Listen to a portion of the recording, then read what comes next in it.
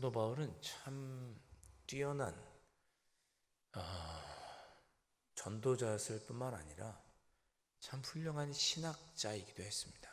우리 복음을 너무나 잘 이해하기 쉽게 논리적으로 잘 설명을 해 두었습니다. 어제 말씀에 우리가 예수 그리스도와 함께 죽었고 그 표가 세례였죠. 또한 그렇게 된 자는 예수 그리스도와 함께 영생을 얻을 것이다, 살 것이다, 그런 이야기를 했습니다. 자, 그러면서 예수 그리스도와 함께 죽은 자에 대해서 어떻게 표현하냐면, 예수 그리스도와 함께 죽었다는 것은 우리가 예수 그리스도의 다스림을 받는 것이다, 의의 다스림을 받는 것이다, 이렇게 오늘 본문에서 표현하고 있습니다. 자, 보십시오. 15절에 그런즉 어찌하리요, 우리가 법 아래에 있지 아니하고 은혜 아래에 있으니 죄를 지으리요, 그럴 수 없느니라. 자, 이 표현이 뭐냐면, 그런즉 어찌하리요, 우리가 율법이죠. 율법 아래에 있지 아니하고 은혜 아래에 있으니. 이해되시죠? 그래, 우리가 율법으로 구원받는 것이 아니라 예수 그리스도를 믿음으로 하나님의 은혜로 구원받았죠. 그러니까 우리가 율법 아래에 있는 것이 아니고 은혜 안에, 그 아래에 우리가 있는 것입니다. 그러면 율법은 쓸데없느냐? 그렇지 않다. 바로 14절에 그랬죠. 우리가 죄를 지으려 그럴 수 없다. 자, 이게 무슨 뜻일까? 우리가 율법으로 구원받지 않고 믿음으로 은혜로 구원받는데 그렇다고 죄를 지으려 그럴 수 없다. 왜냐? 16절 너희가 자신을 종으로 내주어 누구에게 순종하든지 그 순종함을 받는 자의 종이 되는 줄을 너희가 알지 못하느냐. 무슨 말씀인지 이해되십니까? 우리가 죄의 종이 되었든 은혜의 종이 되었든 그걸 좀 이따 떠나서 우리가 누군가의 종이라고 하면 섬기는 자가 있죠. 제가 종이라면, 제가 조선시대 노비라고 하면 제가 섬기는 주인이 있죠. 종이라고 하면 누군가에게 다스림을 받고 그에게 순종을 해야 된다는 것을 의미합니다. 저는 종이니까요. 제가 종이기 때문에 저희 주인에게 순종하고 그의 뜻을 따라야 하고 그의 다스림을 받아야 합니다. 그러니 16절의 표현대로 너희 자신을 종이라고 한다면 누구에게 순종하든지 순종함을 받는 자의 종이다 그랬습니다. 그러니까 우리는 종이라고 하면 우리는 단순히 누군가에게 순종해야 될 주인이 있는 거죠. 자, 여기까지는 이해되시리라 생각합니다. 자, 그 순종함을 받는 자의 종이 되는 줄을 너희가 알지 못하느냐. 혹은 죄의 종으로 사망에 이르고 혹은 순종의 종으로 의에 이르느니라. 그러니까 우리가 죄의 다스림을 받는다면 사망에 이르고, 순종의 종으로 우리가 은혜 안에 은혜의 다스림을 받고 그런다면 우리는 의에 이른다, 이런 표현을 쓰는 것입니다. 우리가 종은 종이 돼 죄의 종인지 의의 종인지 우리가 어떻게 알 수 있느냐? 우리가 무엇의 다스림을 받고 있느냐를 보면 알 수 있다는 거죠. 이해되시죠? 예. 자, 하나님께 감사하리로다. 너희가 본래 죄의 종이더니, 원래 저희가 죄의 종이었습니다. 율법으로 말미암아 율법을 온전히 지키지 못하는 그런 부족함이 우리에게 있고, 우리 율법으로 구원받는다고 하면, 그래서 우리는 율법을 다 지킬 수 없는 자들이기 때문에, 지키지 못하기 때문에 다 사망에 이르는 죄의 종입니다. 그래서 우리가 본래는 죄의 종이어서 죄의 다스림을 받기에 우리는 사망으로 가야 합니다. 그런데 하나님께 감사하는 것은 죄의 종이었지만 너희에게 전해준 바 교훈의 본 예수 그리스도, 믿음으로 구원받는다고 하는 교훈을 너희들이 마음으로 순종해서 18절에 죄로부터 해방되어 의의 종이 되었느니라. 우리가 종은 종이에요. 그런데 우리는 율법에 순종함으로 죄에 이르는, 죄의 밑에 있는, 그래서 죽음으로 사망으로 가는 종이 아니고, 원래는 그런 종이었지만 이제는 우리는 믿음으로 하나님의 은혜에 순종함으로 의의 종이 되었습니다. 무슨 말씀인지 아셨죠?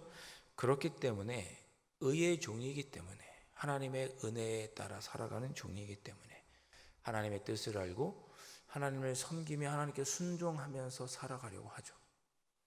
우리는 의의 종이니까 의롭게 하나님의 의에 순종하고자 하는 자들이 저희입니다.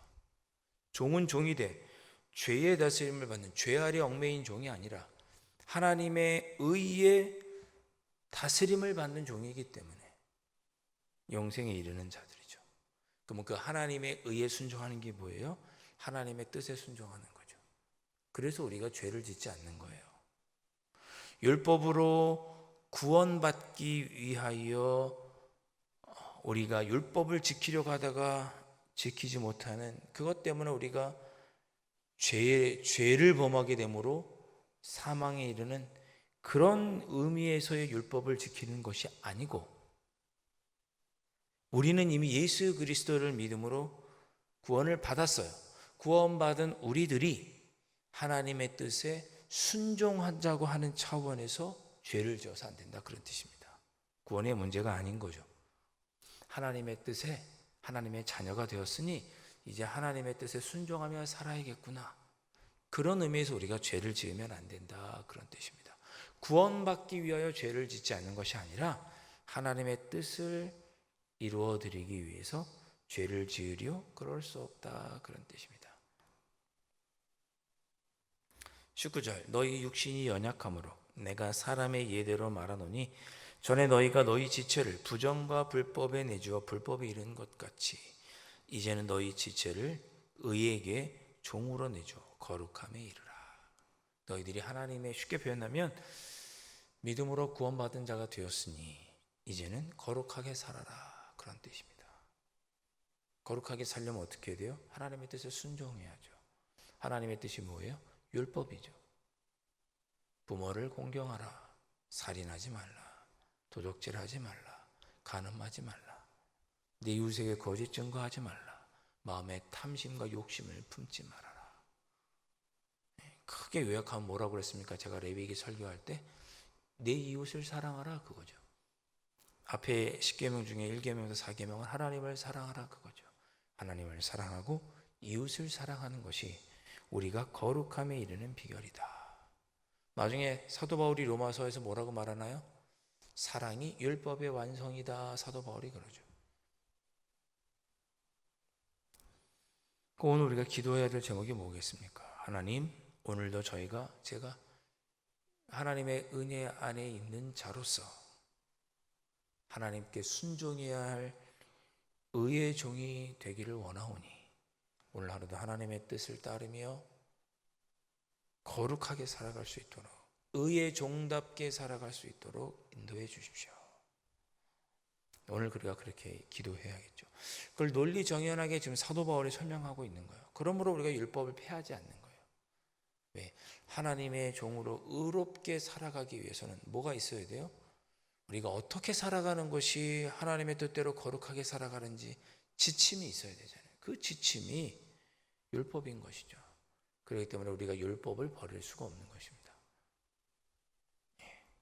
번뜩 든 생각이지만 우리나라로 귀화하는 외국인들이 있죠.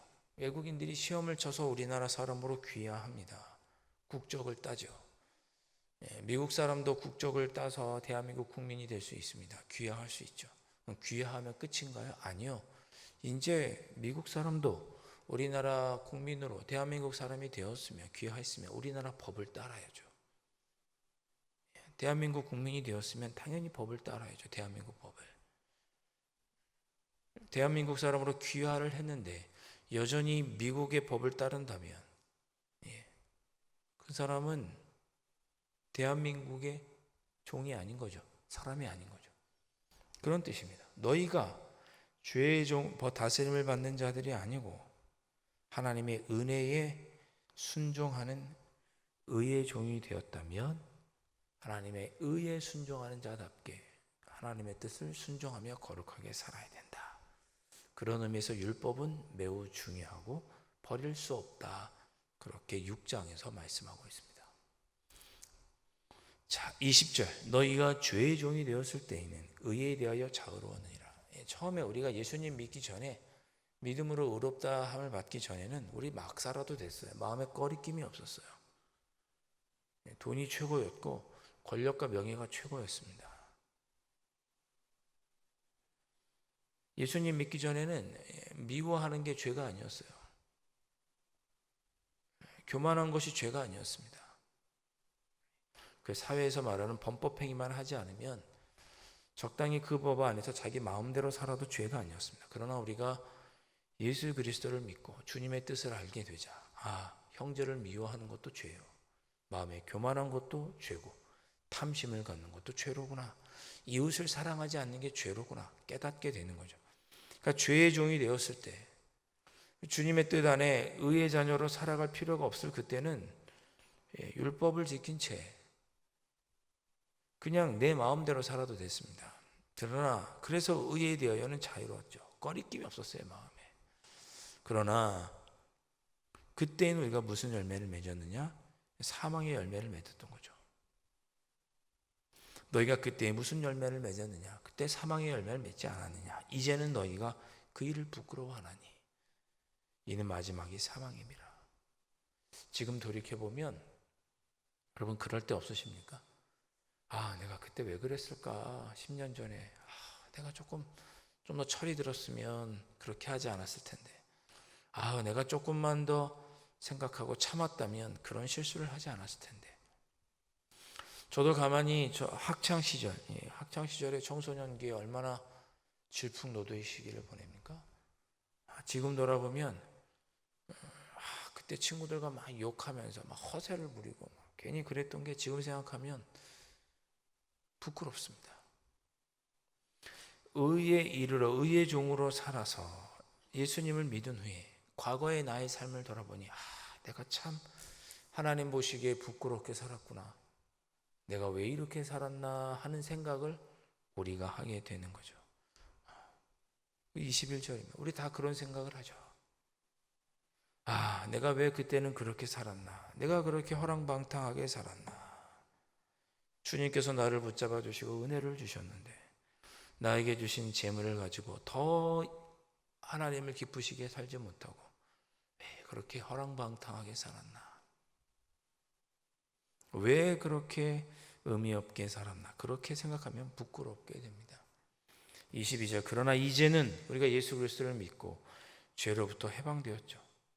우리는 이제 의의 종이, 죄로부터 해방된 의의 종이 되었습니다. 죄로부터 해방되었고 하나님께 종이 되어 거룩함에 이르는 열매를 맺었으니 우리는 이제 의에 순종하며 거룩하게 살려고 애를 씁니다.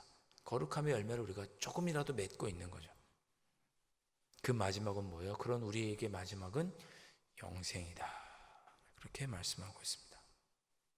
여러분 22절의 표현대로 한다고 하면 영생은 뭐예요? 죄로부터 해방되는 것이고 더불어 하나님의 거룩함을 이루며 살아가는 것이 영생입니다. 23절, 너무나 귀한 말씀이죠. 죄의 싹은 사망이요 하나님의 은사는 그리스도 예수 우리 주 안에 있는 영생이니라. 아멘.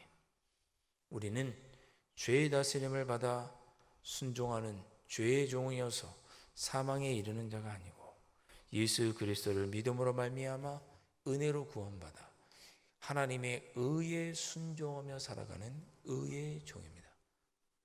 오늘 이 새벽에 주님, 제가 의의 종답게 하나님의 뜻에 순종하면서 영생을 누리고 살아가는, 오늘 하루도 거룩하게 의의 종으로 살아가는, 그래서 오늘 하루도 영생을 살아가는 그러한 하루가 될 수 있도록 성령 하나님 나를 지켜주시고 인도하여 주옵소서. 이 새벽에 그렇게 기도하실 수 있기를 주님의 이름으로 축원드립니다. 기도하겠습니다. 아버지 하나님, 예수님을 믿기 전에는 그저 적당히 내 마음과 내 뜻대로 세상과 둥글게 살아가는 것이 잘 사는 줄 알았지만 예수님을 믿고 하나님의 자녀가 되고 보니 이제는 나를 사랑하시는 그 아버지의 뜻대로 살아가는 것이 바로 영생의 기쁨을 누리는 삶이라는 것을 오늘 다시 한번 깨닫게 해주시니 감사합니다. 저희들 하나님의 은혜 아래에 있는 자로서 하나님의 그 은혜를 아는 자답게 하나님을 기쁘시게 해드리기 위하여 하나님의 뜻을 따르고 거룩한 삶을 살아가는 저희들이 될 수 있도록 성령 하나님 오늘 하루도 이끌어 주시고 하나님의 기쁨이 되는 삶, 거룩한 삶을 오늘 하루도 넉넉하게 살아갈 수 있는 저희들이 될 수 있도록 성령 하나님 힘과 능력을 더하여 주시옵소서. 귀하신 예수 그리스도의 이름으로 간절히 기도하옵나이다. 아멘. 하늘에 계신 우리 아버지, 아버지의 이름을 거룩하게 하시며 아버지의 나라가 오게 하시며 아버지의 뜻이 하늘에서와 같이 땅에서도 이루어지게 하소서. 오늘 우리에게 일용할 양식을 주시고 우리가 우리에게 잘못한 사람을 용서하여 준 것 같이 우리 죄를 용서하여 주시고 우리를 시험에 빠지지 않게 하시고 악에서 구하소서. 나라와 권능과 영광이 영원히 아버지의 것입니다. 아멘.